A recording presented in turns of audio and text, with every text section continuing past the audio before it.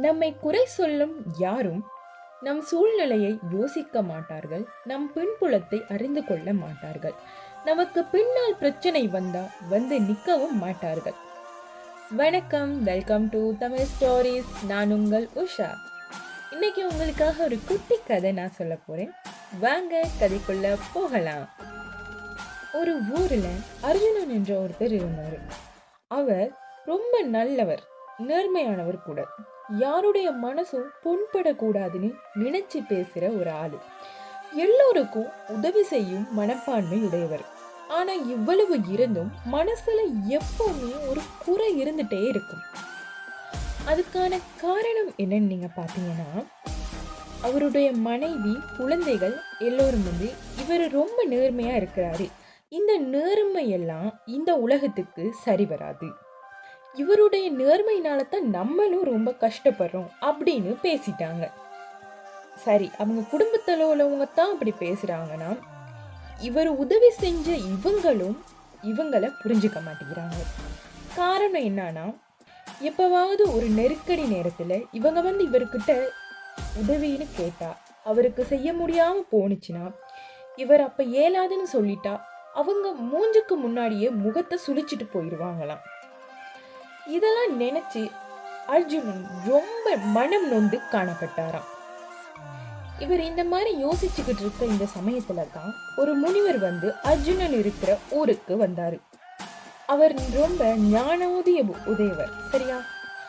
அந்த முனிவர் ரொம்ப ஞானமாவும் பேசுவாரு. அவர் நம்ம மனசுல இருக்கிற குறைகளுக்கு பதிலையும் கூறுவாரு.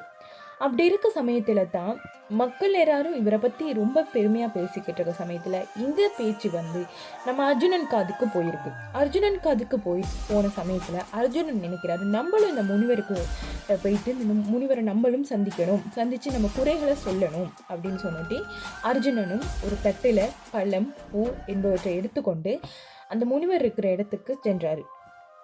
முனிவர் இருக்கிற இடத்துக்கு சென்று அந்த முனிவர்கிட்ட நிறை குறைகள் எல்லாத்தையும் சொல்றாரு. அவரோட கஷ்டத்தை எல்லாத்தையும் முனிவர்கிட்ட பகிர்ந்து கொள்றாரு. அவர் அந்த கஷ்டத்தை எல்லாம் சொன்னதுக்கு பிறகு முனிவர் ஒரு சிரிப்பு ஒன்று சிரிக்கிறாரு. முனிவர் சொல்றாரு, உன்னோட குறைகள் உண்மையாவே பெரிய குறைதான். அதற்கான பதிலை நான் வாயால சொன்னா அதுக்கான அர்த்தம் சரியா விளங்காது. உனக்கு நான் நேர்லயே காட்டுறேன், நீ என் கூட வா அப்படின்னு முனிவர் அர்ஜுனனை கூட்டிட்டு போறாங்க. இப்ப முனிவர் எங்க அர்ஜுனனை கூட்டிட்டு போறாங்கன்னா, ஒரு அன்னதான சத்திரத்துக்கு கூட்டிட்டு போறாரு முனிவர். அப்ப அங்க கூட்டிட்டு போயிட்டு அன்னைக்கு முனிவர் அர்ஜுனனை அந்த சாப்பிட்டு வெளியே வராங்க பாத்தியா, அவங்களாம் என்ன பேசுறாங்க அப்படின்னு நீ கேளு.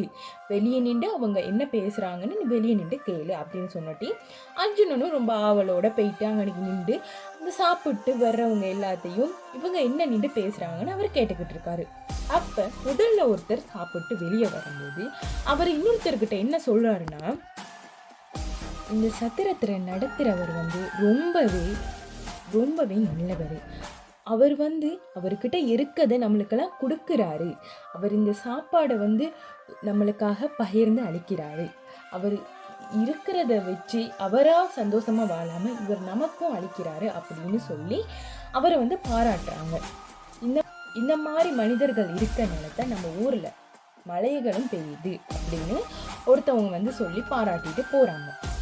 இன்னொருத்தவங்க வர்றாங்க. இன்னொருத்தவங்க சொல்றாங்க, இந்த சத்திரத்துல முன்ன மாதிரி சாப்பாடு சரியில்லை, என்னமோ தெரியல, இப்ப தரமெல்லாம் ரொம்ப இதாகி போயிட்டு சாப்பாடு ரொம்ப சரியில்லை அப்படின்னு குறை ஒன்று சொல்லிட்டு போறாங்க. திரும்ப ஒருத்தவங்க வராங்க சாப்பிட்டு வெளியே. அவங்க என்ன சொல்றாங்கன்னா, இவரோட அப்பா இருக்காரு இல்லையா, இவரோட அப்பா நிறைய சொத்துக்களை சம்பாரிச்சு வச்சுட்டு போயிருக்காரு. அதனால தான் இவருக்கு இந்த சொத்துக்களை எப்படி சமாளிக்கிறதுன்னு தெரியாம சொத்துக்களை எல்லாத்தையும் வீணாக்குறாரு, பணத்தை எல்லாம் வீணாக்குறாரு அப்படின்னு சொல்றாங்க. இதை கேட்ட அர்ஜுனனுக்கு மிகவும் மனம் ரொம்ப நொந்து போயிடுச்சு. என்னடா இப்படிங்கிற அளவுக்கு இவர் இவ்வளவு நல்லது செஞ்சும் இவரை இப்படி குறை சொல்றாங்களே அப்படின்னு ரொம்ப மனம் உடைஞ்சு டக்குனு முனிவர்கிட்ட போயிட்டு ஓடி போயிட்டு சொல்றாரு. முனிவரே பார்த்தீங்களா, இவரும் என்ன மாதிரி தான் போல, எல்லாம் நல்லது செஞ்சோம், கடைசியில் இவரை குறை கூறுறாங்களே, என்னைய மாதிரி இவரையும் குறை கூறுறாங்களே அப்படின்னு சொல்கிறாரு. அர்ஜுனன் சொல்கிறாரு, இன்னமும் நான் மட்டும் அந்த சத்திரத்தை நடத்துகிறவரை நான் போயிட்டு பார்த்து நான் சொல்லிடுவேன், இந்த மாதிரிக்க இவங்கெல்லாம் இப்படி சொல்லுறாங்க அப்படின்னு சொல்கிறாரு. அப்போ முனிவர் சிரிச்சுக்கிட்டே வா போவோம் சத்திரத்து உரிமையாளர்கிட்ட அப்படின்னு சொல்லி 2 பேரும் போகிறாங்க.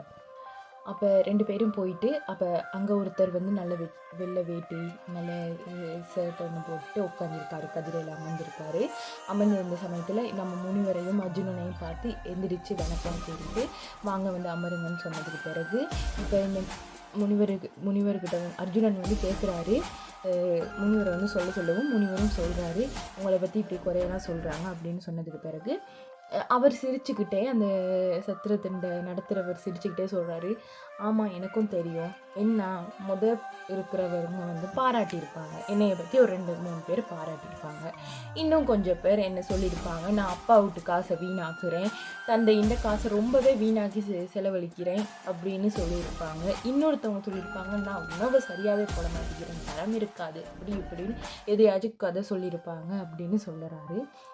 அப்போ இவர் அந்த சத்திரம் நடத்துகிறவர் ஒரே ஒரு விஷயந்தான் சொல்கிறாரு, நம்ம குறை சொல்கிறவங்க விட்டு பேச்சு கேட்டுக்கிட்டு இருந்தால் நம்ம என்றைக்குமே அதே இடத்துல தான் நிற்க முடியும், நம்மளால் மேலே வரவே முடியாது.